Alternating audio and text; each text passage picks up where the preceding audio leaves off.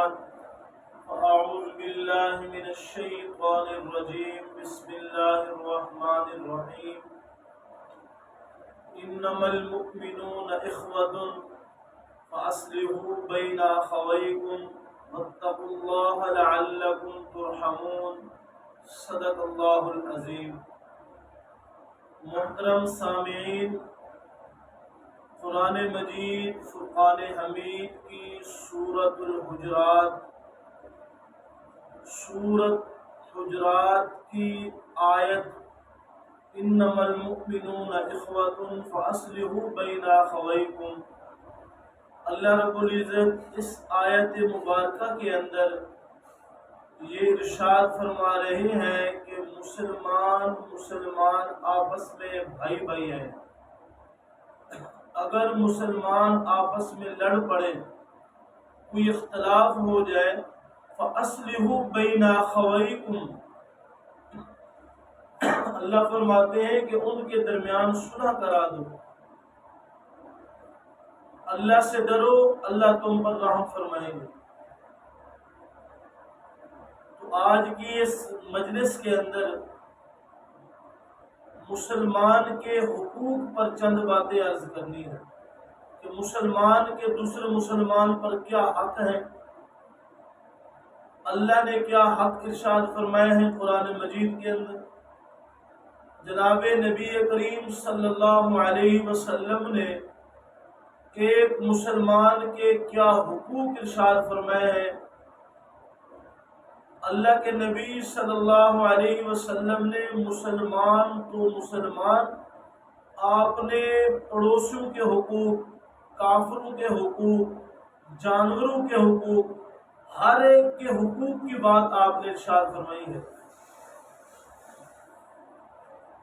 جناب نبی اکرم صلی اللہ علیہ وسلم کا ارشاد ہے، حق المسلم علی المسلم خمس، رد السلام وعیادت المریض واتباع الجنائز واجابت الدعوہ وتشمیت العاطس۔ اس حدیث مبارکہ میں اللہ کے نبی صلی اللہ علیہ وسلم نے 5 حق ارشاد فرمائے ہیں کہ ایک مسلمان کے دوسرے مسلمان کے اوپر 5 حق ہیں، 5 حقوق ہیں۔ سب سے پہلے نمبر پر آپ نے ارشاد فرمایا، اگر کوئی مسلمان کسی دوسرے مسلمان کو سلام کرتا ہے تو جس نے جس کو سلام کیا، سلام کرنا حق ہے، پھر اس کا جواب دینا بھی حق ہے۔ سلام کرنا سنت، جواب دینا واجب اور فرض۔ حق المسلم علی المسلم، مسلمان کے مسلمان پر حق، خمس، 5 حق ہے اللہ کے نبی نے فرمایا۔ رد السلام، اگر ایک مسلمان کو سلام کرتا ہے، جانتا ہے یا نہیں جانتا، تو جس کو سلام کیا اس پر ضروری ہے کہ اس کو جواب دے، یہ حق ہے مسلمان کو۔ وعیادت المریض، ایک مسلمان بیمار ہے، رشتہ دار ہے یا غیر رشتہ دار ہے، محلے میں ہے، پڑوسی ہے، جو بھی مسلمان بیمار ہے، اس کو جا کر پوچھنا، اس کی بیمار پرسی کرنا، یہ حق ہے دوسرے مسلمان پر۔ جو مریض ہے اس کا حق ہے جا کر اس کو پوچھیں۔ اللہ کے نبی صلی اللہ علیہ وسلم کا فرمان ہے کہ جو مسلمان دوسرے مسلمان کی بیمار پرسی، اس کا مزاج، اس کا حال پوچھنے جاتا ہے، اللہ کے نبی فرماتے ہیں کہ 70,000 فرشتے اس کے لیے دعائیں مغفرت کرتے ہیں۔ یہ فضیلت مردوں کو بھی حاصل ہے اور یہی فضیلت عورتوں کو بھی حاصل ہے۔ عورت بیمار ہو تو وہ پوچھنے جائے، عورت سلام کرے دوسری عورت کو، وہ اس کا جواب دے۔ تیسرے نمبر پر فرمایا واتباع الجنائز، اگر محلے میں مسلمان فوت ہو جائے، رشتہ دار فوت ہو جائے، تمہارا دوست فوت ہو جائے، تو اس کے جنازے کے ساتھ جانا، یعنی اس کا جنازہ پڑھنا مسلمان کا حق ہے۔ جو مر چکا ہے اس کا جنازہ پڑھنا دوسرے مسلمان پر حق ہے کہ اس کا جنازہ پڑھے۔ وإجابت الدعوہ، اگر کسی مسلمان نے دوسرے مسلمان بھائی کو دعوت کی ہے تو حق ہے کہ اس کی دعوت کو قبول کیا جائے، اگر کوئی شرعی عذر نہ ہو، بہانہ نہیں بنانا چاہیے۔ 5ویں نمبر پر فرمایا وَتَشْمِيتُ الْعَاطِسِ، اگر ایک مسلمان کو چھینک آتی ہے، جس کو چھینک آئی وہ کہے الحمدللہ۔ جس نے یہ لفظ الحمدللہ سنا، دوسرا مسلمان سن رہا ہے، اب اس کو جواب دینا ضروری ہے، وہ کہے یرحمک اللہ۔ اب جس کو چھینک آئی وہ یرحمک اللہ کا جواب دے یہدیکم اللہ ویصلح بالکم۔ یہ حق ہے ایک مسلمان کا دوسرے مسلمان پر۔ میرے نبی صلی اللہ علیہ وسلم فرماتے ہیں، مسلمان کے حقوق پر آپ ارشاد فرما رہے ہیں، مسلمان کے حقوق کی بات آپ کر رہے ہیں۔ مدنی کریم فرماتے ہیں المسلم من سلم المسلمون من لسانہ و یدہ۔ کامل مسلمان وہ ہے تم میں سے جو دوسرا مسلمان تم سے محفوظ ہو، تمہارے ہاتھوں سے محفوظ ہو، تمہاری زبان سے محفوظ ہو، کہ ہاتھوں سے اس پر ظلم نہ کرے، زبان سے اس کی غیبت نہ کرے، اس پر بہتان نہ لگائے، اس کو گالی نہ دے۔ المسلم من سلم المسلمون من لسانہ و یدہ۔ میرے نبی نے 2 چیزیں فرمائی، ید ہاتھ، لسان زبان۔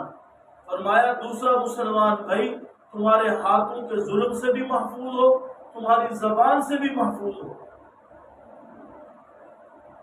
میرے نبی فرماتے ہیں صلی اللہ علیہ وسلم مسلمان کے حقوق کے بارے میں، المسلم اخو المسلم، مسلمان کا بھائی ہے۔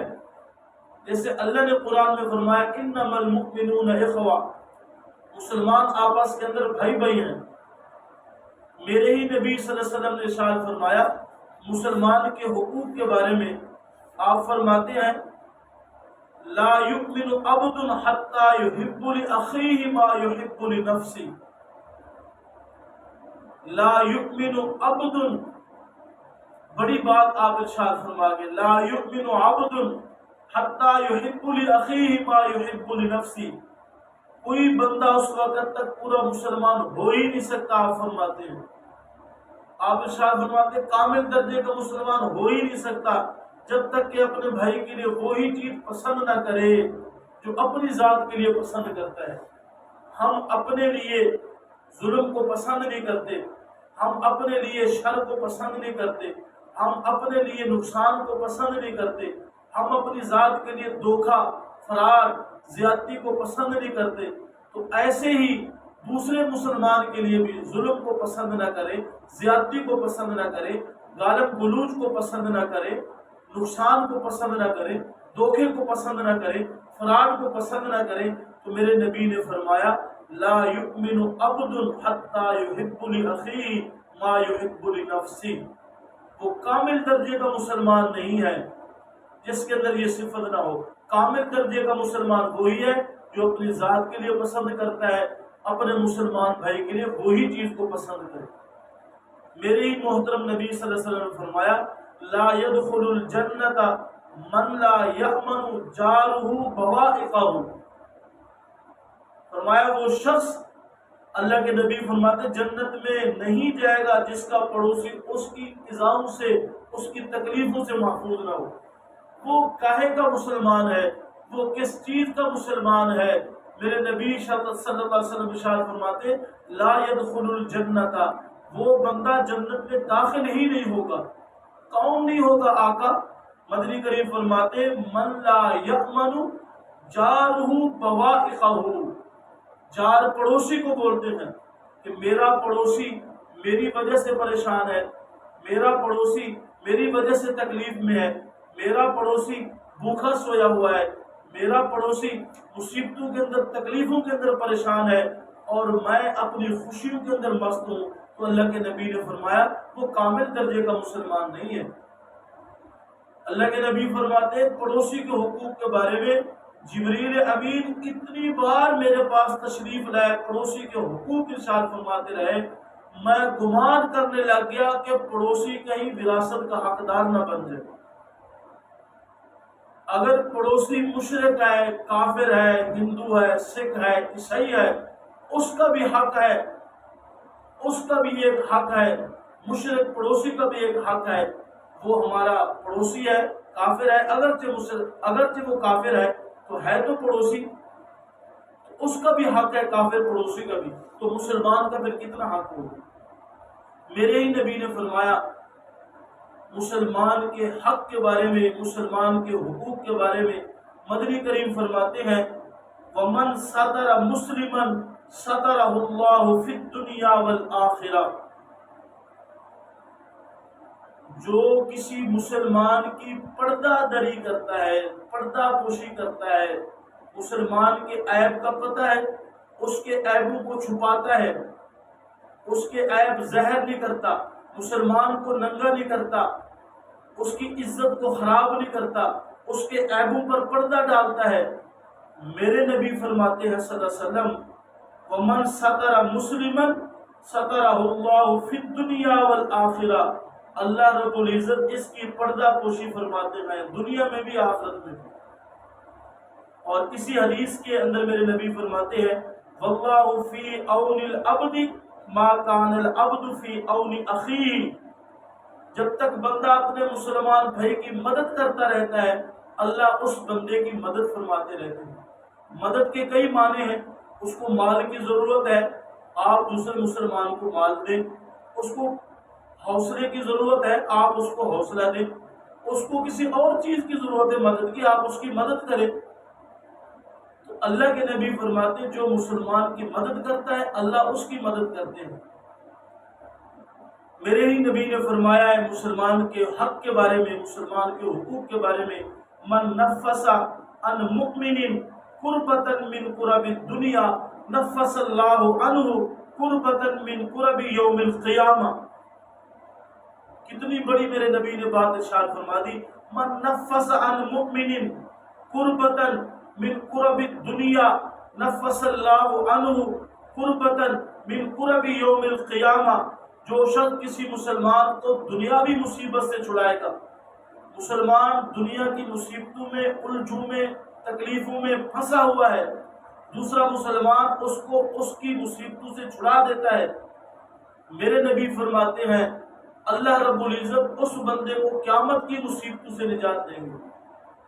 جب قیامت کا منظر ہوگا، نفسا نفسی کا عالم ہوگا، جو باپ بیٹے کو چھوڑ جائے گا، ماں بیٹے کو چھوڑ جائے گی، بھائی بھائی کو چھوڑ جائے گا، بیوی خامد کو چھوڑ جائے گی، اولاد باپ کو چھوڑ جائے گی، ہر انسان کو اپنی ہی ذات کی فکر ہوگی، تو میرے نبی فرماتے ہیں اگر تم آج دنیا کے اندر مسلمان مصیبتوں میں، تکلیفوں میں ہیں، تم ان کی تکلیفیں اور مصیبتوں کو دور کر دو، ان کو چھڑاؤ ان کی تکلیفوں مصیبتوں سے، دن قیامت کے اگر تم تکلیفوں میں ہوگے تو میرا رب تمہیں چھڑا دے گا، میرا رب تمہیں نجات دے دے گا۔ کتنی بڑی فضیلت میرے نبی ارشاد فرما رہے، ایک مسلمان کے دوسرے مسلمان پر کیا حق ہے، کیا حقوق ہے۔ میرے ہی نبی فرماتے صلی اللہ علیہ وسلم لا تقاطعوا ولا تدابروا ولا تباغضوا ولا تحاسدوا وكونوا عباد اللہ اخوانا، آپس میں قطع تعلق نہ کرو، مسلمان کے ساتھ بولنا، قطع تعلق یہ نہ کرے کہ بولنا ہی نہیں ہے مسلمان سے، قطع تعلق کر دو رشتہ داروں سے، مسلمانوں سے، تو میرے نبی نے فرمایا لا تقاطعوا، آپس میں قطع تعلق مت کرو۔ جو قطع تعلق کرتا ہے اللہ کا قرآن اس پر لعنت کرتا ہے، اللہ کا قرآن اس پر لعنت کرتا ہے۔ لا تقاطعوا، آپس میں قطع تعلق نہ کرو، ولا تدابروا، آپس میں ایک دوسرے کے در پہ مت ہو، ولا تباغضوا، ایک دوسرے سے بغض نہ کرو، ولا تحاسدوا، ایک دوسرے پر حسد نہ کرو، میرے نبی نے فرمایا کونوا عباد اللہ اخوانا، اللہ کے بندوں سب بھائی بن کر رہو، یہ میرے نبی ارشاد فرما رہے ہیں، مدنی ہی کریم ارشاد فرما رہے ہیں، کتنی بڑی بات اللہ کے نبی ارشاد فرما رہے ہیں، اور اس حدیث پر غور کرنا چاہیے، مردوں کو بھی غور کرنا چاہیے، جوانوں کو بھی، بوڑھوں کو بھی، بچوں کو بھی، عورتوں کو بھی، سب کو غور کرنا چاہیے۔ آقا کیا ارشاد فرماتے ہیں، اللہ کے نبی فرماتے ہیں، بخاری مسلم میں یہ حدیث ہے، لا يحل لمؤمن ان يهجر اخاه فوق ثلاث لیال، مسلمان کے لیے حلال نہیں ہے، اللہ کے نبی فرماتے ہیں کہ 3 دن سے زیادہ قطع تعلق کرے دوسرے مسلمان سے، 3 راتیں 3 دن، اگر کوئی بات آپس میں ہو بھی جاتی ہے تو اللہ کے نبی فرماتے ہیں مسلمان کی شان نہیں ہے کہ ہمیشہ بولنا ہی چھوڑ دے، ہمیشہ رشتہ داروں سے بولنا ہی چھوڑ دے، ہمیشہ بغض کرتا رہے، ہمیشہ ایک دوسرے سے حسد کرتا رہے، ہمیشہ ایک دوسرے کو نقصان کے بارے میں اس کا سوچتا رہے، یہ مسلمان کی شان نہیں ہے۔ آپ فرماتے لا یحل للمؤمن ان یہجر اخاہ فوق 3 لیال، مسلمان کے لیے حلال نہیں ہے کہ 3 دن سے زیادہ اگر بات ہو بھی جائے تو 3 دن کا غصہ ہے اور تیسرے دن جا کر وہ صلح کر لے۔ اس حدیث کے اندر میرے نبی یوں ارشاد فرما رہے ہیں، میرے ہی نبی صلی اللہ علیہ وسلم ارشاد فرماتے ہیں مسلمان کے حق کے بارے میں، آپ فرماتے ہیں لا يدخل الجنت قطعات، لا يدخل الجنت قطعات، کسی مسلمان کی چغل خوری نہیں کرنی چاہیے، چغلی، بہتان، غیبت، مسلمان کے بارے میں تجسس، مسلمان کے بارے میں حسد نہیں کرنا چاہیے۔ لا يدخل الجنت قطعات، آپ نے فرمایا چغل خور آدمی جنت میں نہیں جائے گا، جنت میں نہیں جائے گا، میرے نبی فرماتے ہیں، میرے نبی فرماتے لا يدخل الجنت قاطع، وہ آدمی جنت میں نہیں جائے گا جو قطع تعلق کرتا ہے، وہ بھی جنت میں نہیں جائے گا۔ میرے ہی نبی فرماتے الظلم ظلمات یوم القیامہ، ظلم قیامت کے دن اندھیروں کی صورت میں ہوگا، جب ظلم اندھیروں کی صورت میں ہوگا تو ظالم کا کیا حال ہوگا؟ تو کسی مسلمان پر ظلم نہ کریں، کسی کو تھپڑ نہ لگائیں، کسی کو گالی نہ دیں، نوکر ہیں ان پر ظلم نہ کریں، زیادتی نہ کریں۔ میرے ہی نبی ارشاد فرماتے ہیں لا یرحم اللہ من لا یرحم الناس، اللہ اس شخص پر رحم نہیں کرتا جو لوگوں پر رحم نہ کرے، کسی مسلمان پر ظلم نہ کرے۔ آپ فرماتے ارحموا من فی الارض یرحمکم من فی السماء، زمین والوں پر تم رحم کرو، آسمان والا تم پر رحم کرے گا۔ یہ میرے نبی کا درس ہے، یہ میرے نبی کی باتیں ہیں۔ مسلمان تو مسلمان کی بات ہے، اللہ کے نبی نے تو جانوروں کے حقوق فرمائے ہیں، ارشاد کافر کے حقوق بتائے ہیں، کافر پڑوسی کے حقوق بتائے ہیں۔ مدنی کریم صلی اللہ علیہ وسلم فرماتے ہیں من ستر مسلما سترہ اللہ یوم القیامہ، پہلے بھی میں نے یہ حدیث عرض کی ہے، یہ اور حدیث ہے کہ جو مسلمان کے عیب چھپاتا ہے اللہ قیامت کے دن اس کے عیبوں پر پردہ ڈال دے گا۔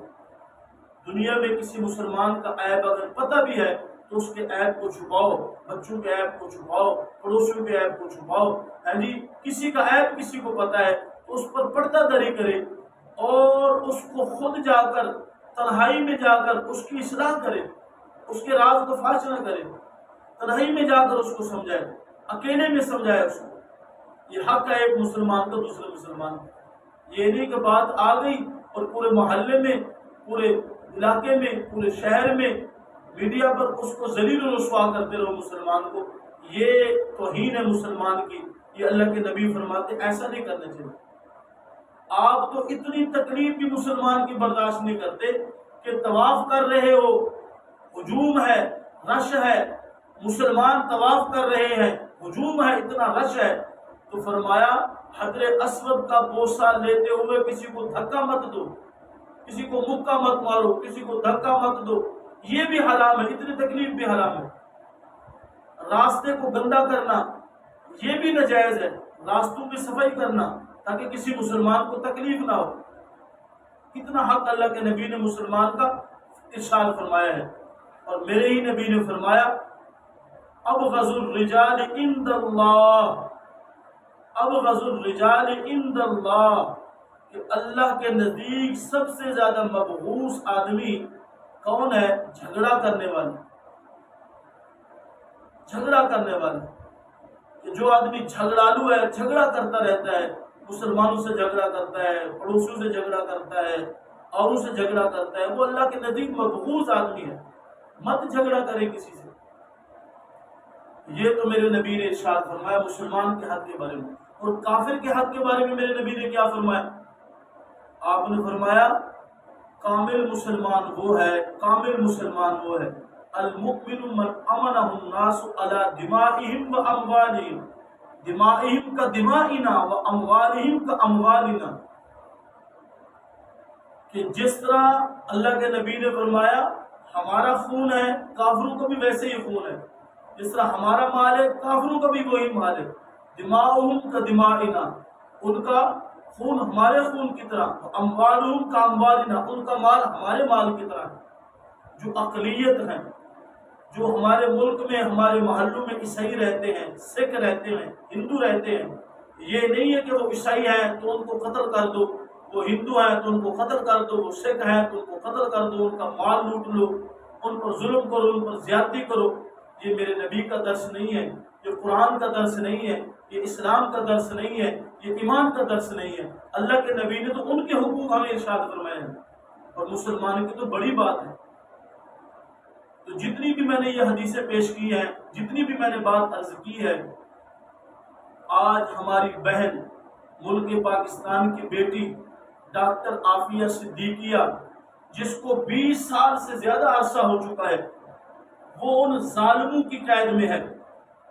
وہ جو دعویٰ کرتے ہیں، انسانیت کے حقوق کی بات کرتے ہیں، عورتوں کے حق کی بات کرتے ہیں، حقوق انسانیت کے علمبردار ہونے کی وہ بات کرتے ہیں، آج ہماری بہن ملک پاکستان کی بیٹی ان ظالموں کی قید کے اندر ہے۔ کیا ان کو اس عورت کے حقوق کا علم نہیں ہے؟ ان کو نہیں پتا؟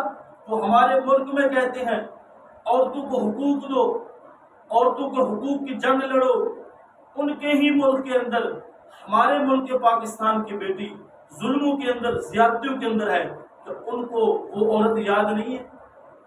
20 سال کا عرصہ ہو چکا ہے۔